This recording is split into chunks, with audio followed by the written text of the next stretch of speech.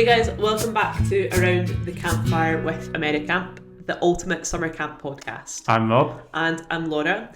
And today we're going to be talking you through the process of getting your J1 visa. Yes, the visa is always a scary term for most people when they sign up, but we're here to tell you it's actually quite simple. Yes. And hopefully we can start talking through it all. This might seem a little bit boring, but it's all really important. So have a listen. Even if you've got your visa, it'll give you some information about like what to expect whilst you're there, all that sort of stuff as well. We'll go through kind of first of all how we get to the process of getting a visa. So obviously after you're hired from camp, there are some documents that we need before we get to that point. Yes, so there's mainly 4 points, sort of like a checklist that you need to complete before we can sort of get you ready for the visa stage. So these include that obviously you're hired by a camp, you've got a placement agreement or a contract with them, that you've got a police background check, so a DBS in the UK or an international equivalent of that. We've got 2 accepted references as well. Obviously you've got your passport all ready to go. So those are sort of the 4 documents you need.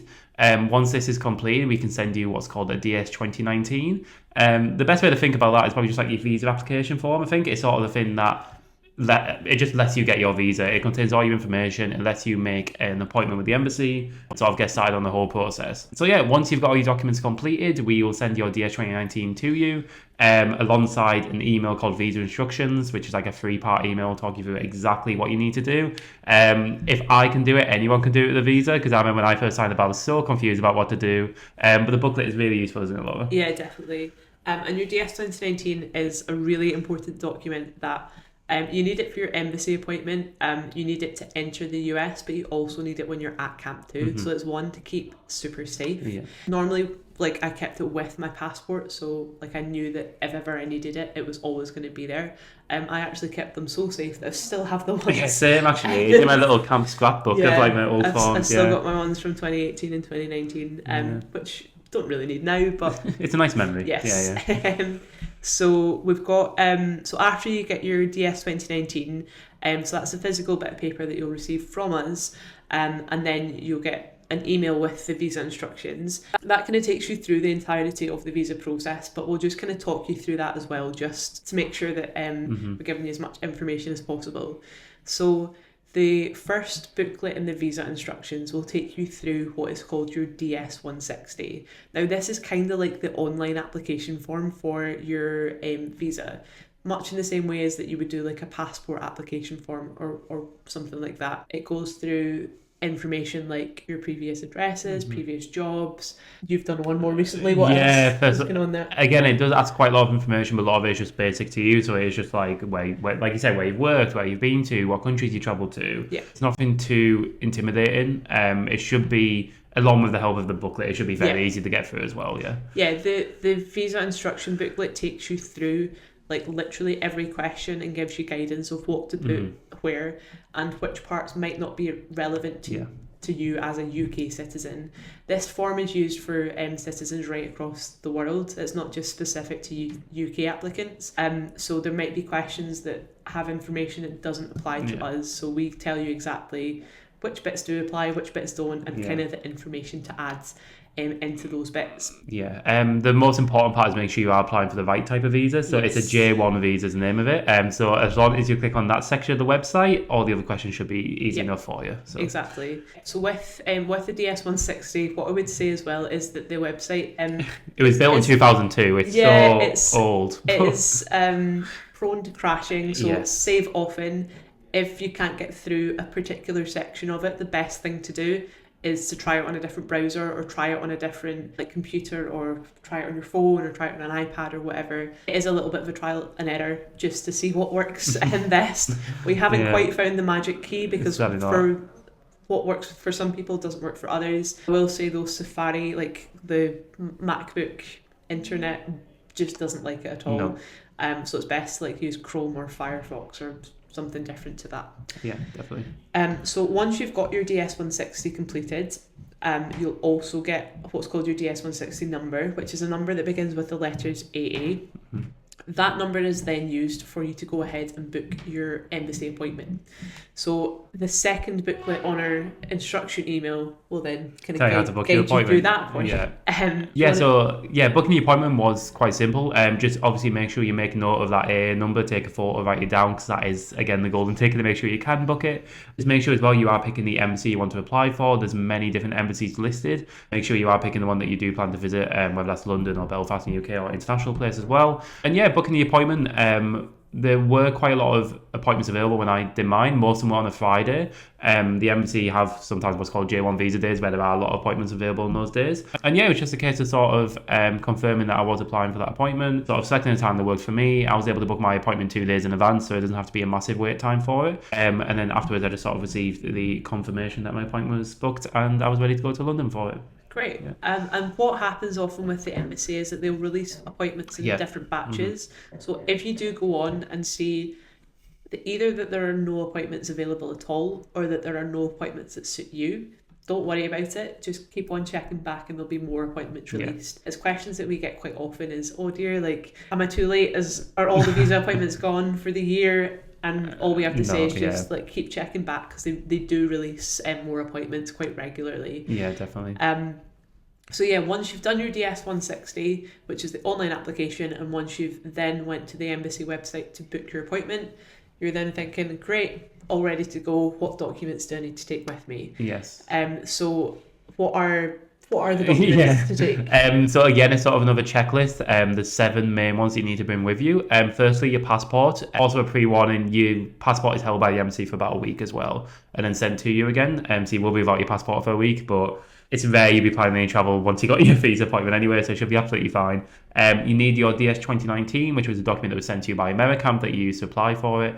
You need what's called your service receipt. The third booklet of the AmeriCamp visa instruction email contains a link to sort of print this off. It's just a confirmation that you paid your service. So you just print that off, bring that with you. You need your DS 160 confirmation page, which confirms that you have submitted a DS 160, which is a visa application form. There's another document, which is your appointment confirmation. So it just confirms which embassy you're going to and the times you're going to be there. You also need proof that you are going to return to the UK. They don't always ask for this, but it's probably vital that you do bring this proof in case you are asked. It's always better to be over-prepared with these sort of things. So this can be anything really. I think I bought a phone bill my first year just as backup. It can just be anything that shows you have ties to the UK. So whether that's a university letter, an employment contract, a tenancy agreement, or again, anything like a phone bill, just anything that shows that you plan to return to the UK. And you also need some photos as well. This is different to like a passport photo. It needs to be a 2x2 image. If you go to any sort of photo booth in any high street, there should be an option for an American visa photo. So just select that one and take them with you. There is a photo booth in the embassy as well. But in case your photo's not accepted or you lost them, you can just go and do it there. But if you can get it done beforehand, it's just one less thing to stress about when you're there on the day. Yeah, but as long as you got those 7 documents, you'll be absolutely fine at the appointment. Yeah. And that booklet as well tells you exactly where to find all of those documents. So you're not just thinking, okay, great. Yeah, like what is this? Yeah, where do I actually get all those things? It's literally labeled 1 to 7, and you can click on the links to get the stuff that you won't physically have already. So exactly. It's very simple. Yeah, so it should take you through everything that you need. In terms of our own experience at the embassies, I've only been to the Belfast embassy. Rob's been to both. Yeah. But I found that the Belfast embassy, obviously it's a bit smaller than the London one. It was quite quick getting through it. It was very quick for me. I was in there about 30-40 minutes. Yeah, it wasn't as scary as I thought. No, it never is. I think it's sort of... Like you have this the fear. I went in with the expectation, like, these guys are going to ask me so many questions and be like, they're wanting to deny me, but in reality they want to accept you. Like, they're not going to... They're there to give out these visas to people for these experiences, so they're not there to try and deny you or anything like that. Absolutely. When you get to the embassy, you'll go through kind of airport security style security. This differs slightly between the London and Belfast embassy as well. For the London one, I think you guys were allowed to take phones and stuff. Yeah, so we were allowed taking like phones, your wallet, keys. You were searched, like you did have to go, like you said, airport style. I remember when I went my first year, I left in a padlock for my gym and a pair of nail clippers, and they made me put those away, bin them, so I wasn't allowed to take those in. Oh no. So I don't know what damage I would have done with a pair of nail clippers in the US embassy, but there we are. So You yeah, want to find out. what I would make sure of before you go, probably just put in your documents, your phone, and your wallet. Yeah. There is a cafe opposite the London Embassy where you can store your bags. I believe it costs around £10. They keep it for as long as you need it, and you actually get a drink back afterwards when you go and collect your bag as well. Right. So my best advice is if you are travelling into London and you don't have anywhere to leave your stuff beforehand, just go to that cafe. They're really friendly in there, and then just put in your documents and your phone and your wallet. That's all you sort of need for the appointment time. For the Belfast Embassy, we weren't allowed. The last time I was there was 2019, but we weren't allowed to take anything into the embassy other than our documents. But there was a holding point at the sort of entrance bit to the actual embassy. So like I left my bag and my phone and all that sort of stuff there. And then when you get into the building, the appointment is kind of in two halves. To start with, you'll check. You'll have your documents checked just to make sure, first of all, that you have everything that you need and everything's sort of in order. You'll also get 10 printed, so you'll get your fingerprints. There's a little digital machine and they'll take a scan of your fingerprints. Then you'll be asked to kind of sit and wait for the actual appointment with the embassy officer. Yeah. That for me lasted maybe 2 minutes, the actual appointment with them. It's pretty quick. They're not going to ever ask you any questions that you don't or shouldn't know the answer to. Yeah. It'll be questions like, where are you travelling to? How long are you going for? What are you going to do when you're there? Sort of basic questions about camp, which hopefully you should know the answer to. Yeah, they were really friendly with me. So when I mentioned, for example, I was going to upstate New York, the guy that was speaking to me was, this is a stupid point, I did not expect them all to be American when I went in there, but obviously it's the American embassy, so everyone I spoke to was American, and the guy was just asking me questions, I love upstate New York, where are you going to, blah blah. It was very relaxed, and not like an interrogation style or anything like that. It is a case of sort of, again, like I said, is in two halves. So the first person was just sort of checking my documents, and then they sent me over to another counter. The thing with the embassy, it can be a lot of waiting, but it's not too bad. I was in and out in about 45 minutes, an hour or so, and everyone else was there for the same reason. I actually got talking to a few people in line as well about where they were going to camp. They were also doing camp as well, so you can sort of get to know people through that. And again, the second appointment was quite similar to the first for me. They were just checking over my documents again, took my passport off me, took the photo as well to go into the visa to put into my passport. And that was pretty much it. Just confirmed they'd be back to me within a week. Quite seamless, yeah. Yeah, you'll get told on the day in that interview if you've had your visa accepted. If they take your passport, that's a really good sign. Yeah. They take, the embassy officer will take your passport from you, and they'll make sure that your visa is printed on the inside of that. That'll be sent back to you, as Rob said, within probably about, normally we say sort of 7 to 10 days. Yeah, I got mine back within a week. There are two different options for this. You can either pay a little bit extra and get it delivered directly to your house through secure delivery, or you can go and pick it up from somewhere nearby. I would advise just getting it sent straight to your house, especially if you don't live anywhere near to the points. But it's completely up to you guys as well. But either way, it should be back within about a week or so. And then you're pretty much all sorted after that. You'll have your visa and your passport. Yeah, you're ready to go. I quite like having the visa and passport. It's a fun little page when I go back and look at myself from 5 years ago. It's like a thing. Yeah, I was quite sad when I got my new passport because my visas were in my old one. I'm like, I don't look like I'm as well travelled as I was. No, exactly. Yeah, it's always something nice to show off to people to be like, yeah, I've actually worked in the US. Here's the documentation to prove it. So there we are. So that is pretty much the whole process of the visa. We're going to go through some frequently asked questions that we get quite a lot.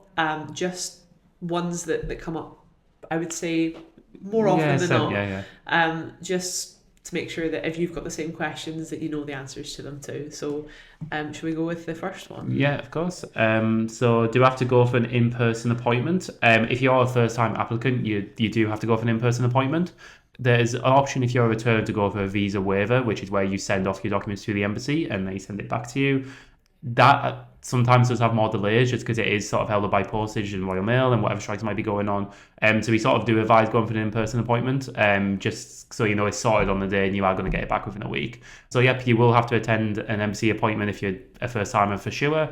And if you're a returner, the visa waiver option of posting it in is open to you, but we advise going in person just to make sure it's definitely sorted. Yeah. So the second question that we have is, what is the difference between an ESTA and a visa? The main difference is that an ESTA is a tourist visa. You're not allowed to work on an ESTA, whereas you can work on your J1 visa, which is what is required for camp. Next one, ES 2019, what is it? So as we said before, this is the physical bit of paper that you will bring with you to your embassy appointment, to the US border, and also with you to camp. It is pretty much your like proof that you have a sponsorship of a visa sponsor and also a job to go to. So really important bit of paper. Don't lose it, please. Yeah, please do not know. If you do lose it, there is a fee to have it replaced because it is quite important. So yeah, that's what your DS 2019 is. It says at the top it's like certificate of eligibility or something like that. Yeah, pretty much. So again, the next question is what to do with the form. We sort of covered bring it with you. Make sure you have it at all times. The next one, it sounds like a stupid question. What do I wear to the embassy? It is an important interview, but you're not expected to go in like suit and tie or in your best gear. I actually went in my AmeriCamp stuff and it was absolutely fine. And they are quite, again, it is important, it is formal, but if you don't turn up with a tie on, they're not going to turn you away or anything like that. So to turn up in your normal clothes, obviously dressed maybe semi-casual, probably just like a pair of jeans, a nice top if you can do. But yeah, you should be absolutely fine just in your normal clothes. It's not like a special occasion. There's no like formal. There's no formal way. No, you should be absolutely fine. If you want to wear an AmeriCamp t-shirt, you absolutely could it'll do. make a fantastic photo afterwards inside the embassy with the American flag with the AmeriCamp stuff in the back. And it also will encourage other applicants maybe to come and speak to you if you also have a AmeriCamp. Yeah, that happened to me when I went to my appointment. I had a few people come to me, oh, you're from AmeriCamp. And again, you can form connections even before you go to camp, which is always a way to do it. So. Lovely. So the next one is what happens if my camp dates change? So say you've already got your visa or you're in the process of getting it, and for some reason camp asks you either to stay a week at the end of camp or start earlier or something like that. That's absolutely fine. That can be updated digitally. It doesn't need to be re-updated. Like you don't need to go and get another visa or anything like that. Everything like that can be updated digitally if need be. So we'll get a new contract from camp, which would sort of confirm that, and that would be updated on the sort of digital side of your visa. So another question we get is, can I enter from a different city? So this means that if you fly into a city that is not the one that your camp's at or being held in, that's absolutely fine as long as you sort of enter the US. And then sort of confirm, if they do question it, confirm you are moving on to where your camp's going to be. Maybe if you do have a flight booked there or travel plans to prove that, then it should be absolutely fine. Yeah, absolutely. Yeah. Another question is, can I stay beyond my 30 days? Absolutely not. You have to have left the US by the 30th day or on the 30th day after the last date of your visa. Just to mention as well, on your visa that's printed on your passport, the date that it'll show is the last day of your camp contract. That is the last day that you're allowed to work in the US, but it's not the last day that you're allowed to be in the US. You've got the 30-day travel time after that last date on your camp contract, which is the one printed on your visa. So you can't stay beyond that. Once those 30 days are up, you have to leave the US. If you don't, you're then like at risk of being deported, which not great. My best advice would be leave on the 29th day, just to allow a day of any travel issues, anything that might pop up, just make sure you're gone. Yeah. And that's still 4 weeks of travelling, so it's still plenty of time. That's loads of time. By the time I was I was ready for some home comforts by that point, By like week 3, I was like, right, having the best time, but also need my bed. Yeah, exactly. See my mum again. Yes. You can also enter the US before the start date of your visa as well. You don't need to just enter on the day that you start camp.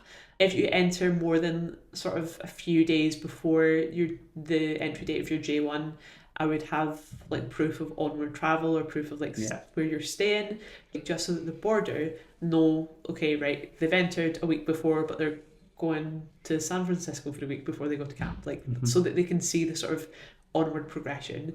You can't enter more than 30 days before the start date of your visa. We wouldn't really recommend doing that. Like just entering more than about a week or so anyway, because you'll probably be asked like a lot sort of more questions.